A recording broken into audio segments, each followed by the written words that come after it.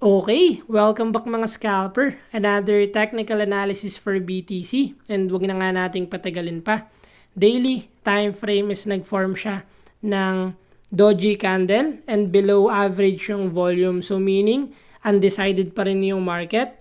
Silipin natin yung possible scenario sa lower time frame.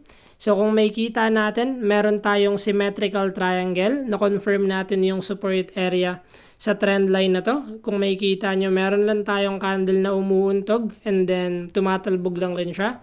And meron again tayong high, lower high, and another lower high. So meaning, nasa undecided pa talaga yung market ngayon.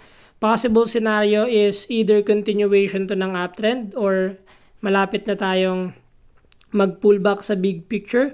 So what we expect, kung saan yung breakout ng symmetrical triangle, either dito sa resistance natin or support area, and always wait for pullback for higher probability.